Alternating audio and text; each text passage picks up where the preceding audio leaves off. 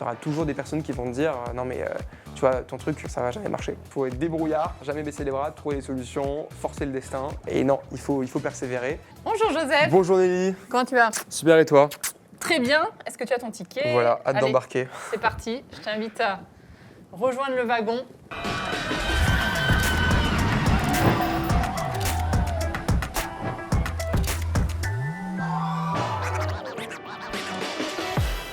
Est-ce que tu es un fervent amateur des roller coasters? Ouais, j'aime bien les sensations, ouais. Je pense qu'il y a pas mal d'entrepreneurs dans ce cas, mais j'adore les montagnes russes, ouais. T'en fais beaucoup?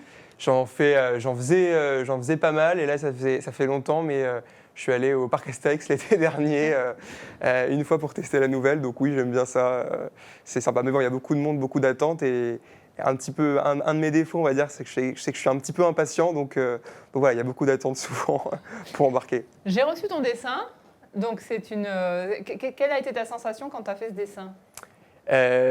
C'est à la fois un parcours qui est assez court, parce que je suis né en 97 comme c'est indiqué, mais il s'est passé quand même beaucoup de choses, surtout entre 2020 et 2024, qui correspond à la date de création de ma boîte, et que c'était difficile de mettre beaucoup d'éléments dessus, mais j'ai essayé de mettre les points saillants, on va dire, des différentes étapes du parcours. Ok, on est parti, on embraye. 97, je suis né à Suresnes, donc en région parisienne. J'ai grandi en région parisienne jusqu'en 2015, où j'ai eu mon bac S, donc bac scientifique. Et en fait, je suis parti m'installer en Suisse, à Lausanne, à l'école hôtelière de Lausanne. En fait, je m'intéressais beaucoup au secteur de l'accueil, l'hôtellerie, la restauration, l'événementiel. Entre 2015 et 2019, donc j'ai fait l'EHL et j'ai eu une première expérience entrepreneuriale. Assez différent de ce que je fais aujourd'hui. En gros, je louais des boîtes de nuit et je mettais des BDE, donc les assos festifs des écoles, ensemble. C'était des BDE qui n'avaient pas forcément les moyens de louer une boîte de nuit. Donc, je louais la boîte de nuit, je prenais entre 10 et 20 BDE d'école. Okay. Ils achetaient les places, ils les revendaient un peu plus cher. Et donc, j'ai fait ce premier job qui était l'entrepreneuriat en événementiel. Je pensais que c'était vraiment l'événementiel qui m'intéressait. En fait, c'est quand même un secteur qui est très opérationnel, très fatigant parce qu'on travaille de nuit et que tout le monde n'est pas super honnête dans le milieu. Ce n'est pas le milieu où le business est le plus clean, on va dire, même si voilà, on est loin de ce que ça pouvait être peut-être il y a quelques décennies. Et je me suis rendu compte à ce moment-là que ce qui m'intéressait vraiment, c'était l'entrepreneuriat. J'avais 22 ans quand j'ai fini l'EHL, donc je me suis dit, c'est peut-être un tout petit peu tôt, je vais faire un master dans le domaine. Donc j'ai postulé à XHEC Entrepreneur. Et c'est là que ça a commencé tout doucement. Quoi. Donc c'est finalement un parcours scolaire qui est inspirant, enfin qui t'a inspiré pour créer… C'est extrascolaire mais en parallèle du scolaire, ouais. D'accord, ok. C'est-à-dire que tu avais tes études et à côté de ça, tu avais c'est un diplôme En fait, j'ai fait en parallèle de l'EHL, j'ai vraiment fait donc l'organisation de soirées, d'événements où j'ai créé une boîte à côté. Et après, j'ai enseigné avec le master, effectivement, XHEC Entrepreneur, où je savais déjà que ce qui m'intéressait, c'était vraiment l'entrepreneuriat. Et donc c'est là que j'ai commencé à travailler sur différents projets, toujours en lien avec l'impact. J'ai une prise de conscience environnementale à ce moment-là. C'était en même temps que le Covid aussi. Je ne l'ai pas mis, mais j'aurais pu mettre un petit masque en 2019. Et il y a une sorte de prise de recul sur la vie, sur la nature, etc. Et donc, j'ai toujours travaillé pendant le master sur je crois que c'est 3 ou 4 projets, toujours en lien avec l'écologie, dont Goodvest à la fin de ce master, parce qu'on était tous confinés et qu'on parlait beaucoup d'épargne qui s'accumulait et de l'impact de l'épargne aussi qui peut être négatif. Donc, c'est un peu comme ça que l'idée est née à la base. Donc, c'est un sujet de pointe par rapport à un fait concret. Donc, c'est le Covid qui a démarqué, enfin, qui t'a boosté sur ce projet-là, finalement. Et je pense qu'il y a il faudrait qu'on regarde un peu les stats, mais je pense qu'il y a eu beaucoup d'entrepreneurs qui sont lancés à ce moment-là, qui étaient en job ou non. D'ailleurs, mon associé Antoine Beneteau, que je salue, qui est le CTO de Goodvest, était d'ailleurs en CDI chez KPMG, en consultant en cybersécurité à cette époque-là. Et je pense que le Covid a fait que peut-être moins de business, donc plus d'ennuis, le fait d'être chez soi, et le fait que c'était un ami d'amis qui voyait que je commençais à travailler sur ce projet. Il m'a contacté, il m'a dit écoute, moi, KPMG, j'en ai jusqu'à là et je suis chaud de rejoindre l'aventure si tu cherches quelqu'un. Quoi. Donc vous êtes lancé dans ce projet. Comment tu as démarré, comment tu t'es lancé après les études directement sur ce projet-là ? Alors, ce qu'on nous a appris pendant le master, c'était que c'était une petite phrase qui s'appelle fake it until you make it. Donc, ça veut dire faire semblant jusqu'à qu'on puisse vraiment le faire. Et donc, l'idée, c'était on a fait une landing page, donc un petit site internet, pour commencer à récupérer des préinscriptions, montrer qu'il y avait de l'intérêt, il y avait des personnes qui souhaitaient investir éco-responsable avec Goodvest. Et ça nous permettait cette traction d'aller voir derrière des investisseurs, un partenaire assureur qui allait nous faire confiance pour monter cette infrastructure. Parce qu'en fait, j'avais aucune légitimité. Certes, il y avait un petit tampon d'un master qui est assez sympa, mais je n'avais pas d'expérience professionnelle en dehors de mes stages que j'ai pu faire. Et donc, aller convaincre des investisseurs qui ont investi des centaines de milliers d'euros dans le projet, aller convaincre un assureur qui existe depuis plusieurs siècles de nous accompagner, c'était impossible si on n'avait pas cette traction de se dire « Ok, certes, on est néophyte, on n'a pas une énorme expérience, mais en fait, il y a 2000 personnes qui sont préinscrites et qui sont prêtes à nous faire confiance. » Et c'est comme ça vraiment qu'on a lancé le projet. C'est un peu finalement comme quand tu cherches ton premier job et que c'est un peu le serpent qui se mord la queue parce que finalement, si tu n'as pas d'expérience, on ne te prend pas. Mais pour qu'on te prenne, il faut bien que tu commences un jour, quoi. Et c'est pareil pour… avec même une double boucle, c'est-à-dire que pour qu'on ait des investisseurs, il fallait qu'on ait un partenaire assureur qui nous aide à monter le produit. Et pour qu'on ait le partenaire produit, il fallait qu'on ait déjà levé des fonds. Donc on leur dit oui, mais en fait, il faut faire l'un avant l'autre, on ne va pas pouvoir faire les deux en même temps. Et c'était effectivement ça, mais en double, quoi. Et donc ce fait d'être sorti d'école assez jeune dans un milieu quand même, le milieu de la finance, c'est quand même un milieu pas plus âgé. C'est cette notion-là où en fait tu as senti parfois que vous étiez pas considéré, pas écouté ? Complètement. Quand on a commencé à chercher des partenaires assureurs, on en voyait deux principalement, celui avec lequel on travaille aujourd'hui qui s'appelle Generali et un autre que je ne vais pas te nommer, mais voilà, un autre partenaire assureur. Et on avait fait toutes les étapes avec ces deux assureurs. Et en fait, sur cet autre assureur-là, on était arrivé jusqu'au CODIR. C'était assez marrant parce qu'on assistait à une présentation où c'était l'équipe responsable des partenariats de cet assureur qui présentait Goodvest au board. Ce n'était pas nous qui présentions notre projet. Donc c'était un peu spécial, un peu bizarre. Et ils arrivent à un moment à la slide des plus et des moins. Donc sur les plus, il y a plein de plus. Projet éco-responsable, digital, pas mal de préinscriptions, etc. Et juste après, il y a la slide moins. Et un seul inconvénient, un seul point faible, c'était équipe jeune et inexpérimentée. Et je me dis, c'est quand même fou de nous le présenter devant nous, de donner cet argument. Et donc, ils ont choisi de ne pas avancer avec nous. Et ils nous ont dit, écoutez, revenez nous voir dans quelques années en tant que deuxième partenaire assureur. D'accord, donc là c'était frontalement, tu te prends ton âge. Ouais. C'était la première grosse claque où on s'est dit, punaise, ça fait 6 mois qu'on est sur le projet, on n'a toujours pas de partenaire assureur, qu'est-ce qu'on va faire ? On peut pas, vu que c'est de la gestion d'épargne, il faut un partenaire assureur derrière pour des raisons réglementaires et pour que les épargnants aient confiance aussi, et c'était impossible de le faire sans eux. Donc première claque, première descente, petite descente, parce qu'on a eu des plus grosses derrière, mais première descente de la montagne russe, quoi. Et donc là, à ce moment-là, tu te dis, tu continues quand même de toute façon à croire parce que tu as l'autre assureur qui croit en toi finalement ? Qui continue à avancer doucement mais sûrement. Il ne faut surtout pas dire à l'autre assureur que l'autre t'a lâché parce que sinon il va se dire « Ah bah tiens, ils les ont lâchés, sûrement que c'est une mauvaise idée, il ne faut pas y aller ». Donc fake it until you make it. C'est ça, exactement. Donc tu continues voilà, à même un peu leur mettre la pression en disant « Ah, ça avance bien avec un tel, il faudrait qu'on avance un peu plus vite si vous voulez qu'on bosse ensemble ». Et puis voilà, la patience finit par payer, on continue à avoir des préinscriptions qui augmentent, on réussit à sécuriser auprès de Business Angel une première petite levée de fonds et puis on arrive à les convaincre de travailler avec nous. Donc là, c'est un moment assez crucial. Tu te dis, ça y est, enfin. Ça y est, enfin, on a un go. On a un go. Je me souviens, c'était en juillet. On déjeunait en terrasse avec l'équipe de direction commerciale de Generali. Et ils nous disaient, et c'était pas encore gagné à ce moment-là, la responsable des partenariats m'avait convié au déjeuner, donc c'est plutôt bon signe, pour que je rencontre l'équipe de direction commerciale. Et après, quand je suis reparti, j'ai pris le métro et je reçois un petit SMS de Marina, qui était la responsable des partenaires, me disant « C'est bon, tu les as convaincus, bien joué, on y go, quoi. C'est parti. » Ouais, donc en fait, c'est plus le relationnel que de passer par les espèces de parcours du combattant, de start-up C'était quand même du parcours de combattant. En fait, au début, j'avais aucun contact avec Generali ou avec d'autres assureurs. Je les ai tous contactés. J'ai contacté, je pense, 10 ou 15 responsables de partenariat sur LinkedIn. Je tapais le nom de l'assureur, responsable des partenariats. J'envoyais un petit message qui disait voilà, j'ai un projet qui s'appelle Goodvest. Notre but, c'est de démocratiser l'investissement responsable. On a 3000 préinscrits. On a besoin d'un assureur pour lancer avec nous ce super projet. On pense que va y avoir des vrais changements en finance et les jeunes ne veulent plus financer les énergies fossiles et les moins jeunes non plus.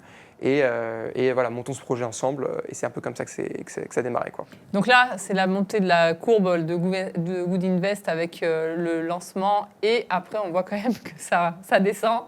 Est-ce que tu peux nous raconter justement toutes ces étapes Alors voilà, donc création de Goodvest 2020. 2021, on a eu un an quand même pour lancer le produit, parce qu'on on avait peu de moyens. Donc il y avait mon cofondateur CTO et un développeur back-end, mais c'était que deux en fait, et un freelance pour développer le produit. Et puis Generali avec plein de projets à côté. Donc c'était assez long, il y avait pas mal de frustration. Surtout qu'on était pendant la période Covid. Et l'épargne s'accumulait, on savait qu'il fallait lancer le plus vite possible pour bénéficier de cette bulle d'épargne. Puis finalement, on finit par lancer en 2021. Assez rapidement, on a des bons chiffres, on fait un bon lancement et on doit relever des fonds, parce que c'est un business où, avant d'être rentable, il se passe quelques années, il faut vraiment que l'épargne s'accumule et ça prend du temps. Et on commence à parler des investisseurs. Les investisseurs en France sont un peu frileux, surtout sur les business B2C. Et donc, on en parle à beaucoup d'investisseurs. On finit par en convaincre un qui donc doit investir 1 million d'euros sur les 2 millions d'euros, qui font la moitié du tour. Et on doit trouver le reste. On trouve assez rapidement une grosse partie du reste.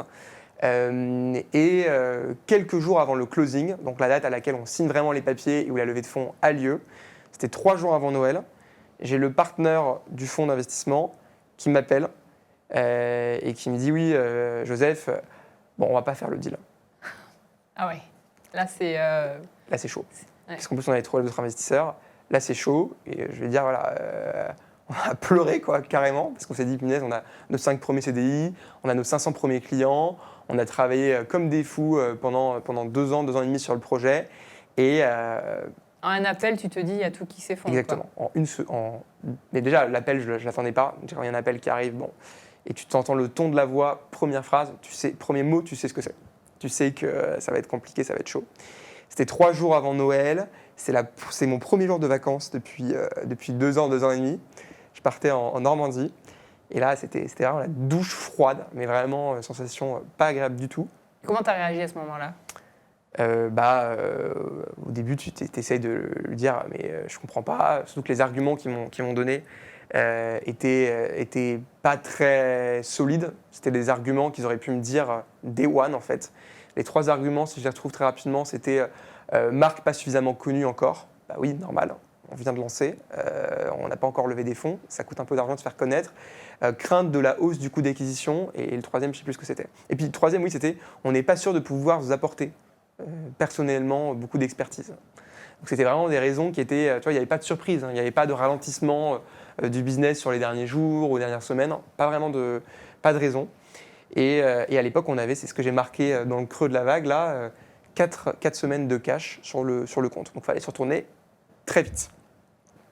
On avait en parallèle de la levée de fonds commencé déjà à discuter avec des banques pour faire un prêt bancaire à la suite de la levée de fonds. Voilà, on avait déjà signé une term sheet avec ce fonds, même si le deal ne s'est pas fait au final. Et donc, on a réussi quand même à sécuriser un prêt bancaire sur cette term sheet, alors que les fonds n'étaient pas arrivés. Donc ça nous donne un petit bol d'oxygène. On gagne bien 2 mois de plus de cash, peut-être un peu plus même. Ça, il faut le dire, je pense que c'est important. Ça, c'est le maillage des entrepreneurs. Globalement, on va chercher des fonds en fonds privés. Ouais.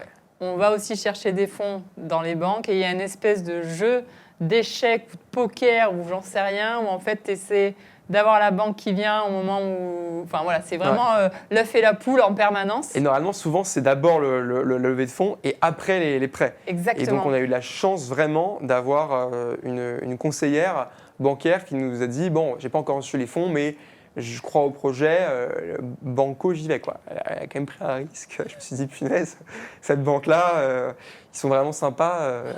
On est content de bosser avec eux, quoi. Ils ont sauvé la boîte. Je sais pas comment on aurait fait. On aurait dû licencier du monde. On aurait Vous étiez combien à ce moment-là? Il y avait 5 CDI. D'accord. Il y avait 5 CDI, donc quand même, ça coûte un peu d'argent. On avait que 500 clients, donc c'était clairement pas rentable. Et donc, c'était vital. Ce prêt, il était vital. Et en fait, une fois qu'on a obtenu ce prêt, on a eu quelques temps de répit en plus.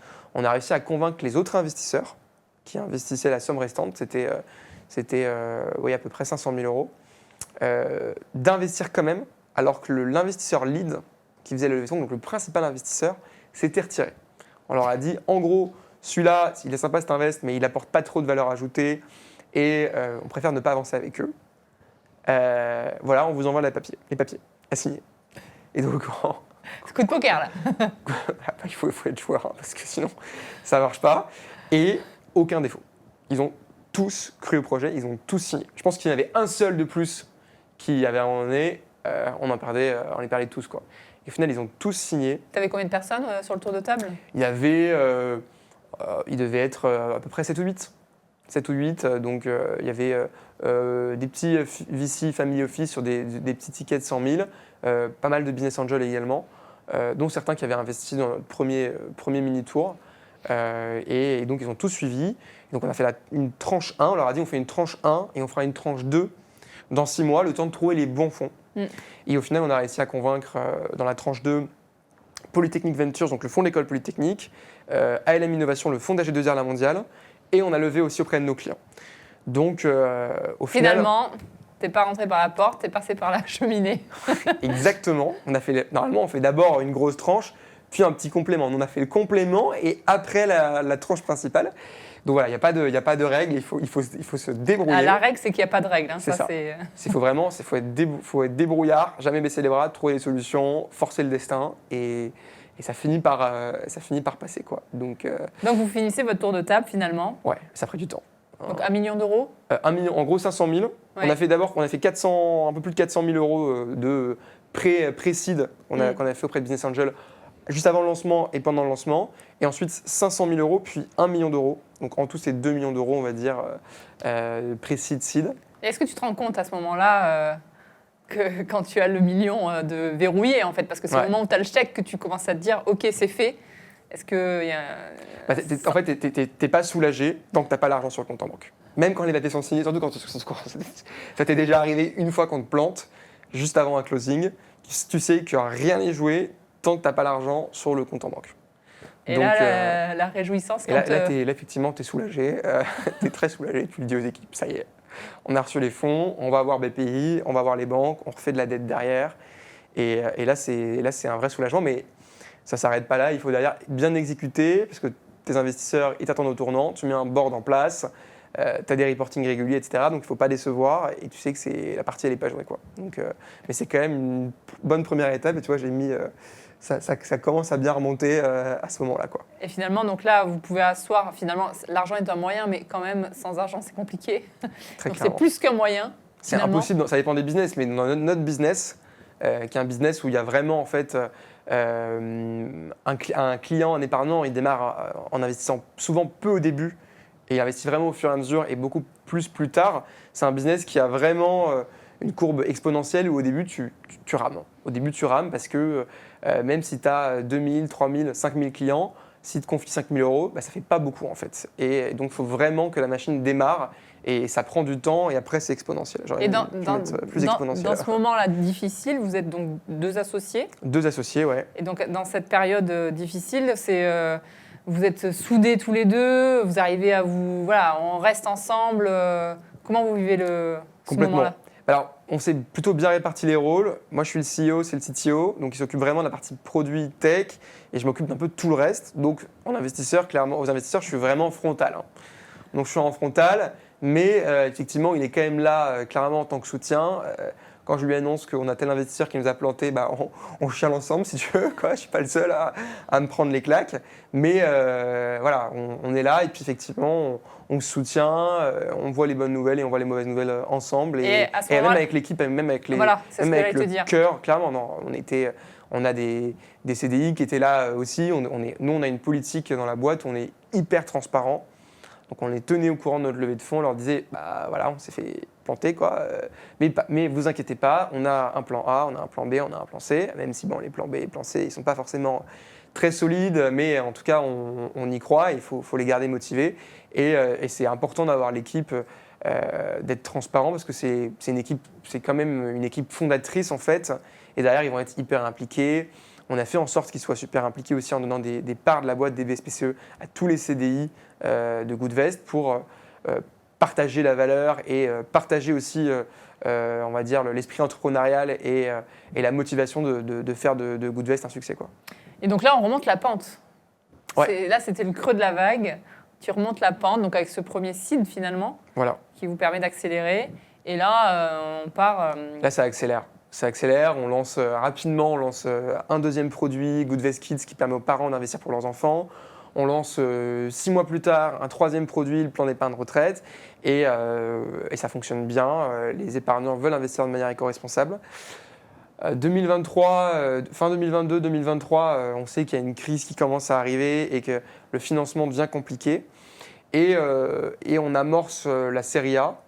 Et finalement, contrairement au seed, où la période était censée être simple pour lever des fonds, mais c'était très compliqué parce qu'on était un business B2C, parce qu'on avait peu de traction encore, on avait vraiment galéré. Et là, la série A, même si le momentum est compliqué, on fait la levée de fonds en 4 mois, dont le mois d'août. Donc vraiment en un rien de temps, avec des beaux investisseurs. Série A, vous êtes sur des montants à combien ? On a fait 10 millions avec 2 tiers en equity et 1 tiers en dette. Ok. Donc belle levée quand même. T'es allé voir le premier fonds ? Non, je ne suis pas allé les voir, mais ils sont revenus me voir au moment du... J'en ai pas parlé, mais ils sont revenus me voir au moment où on a fait la deuxième tranche. Et ils nous ont...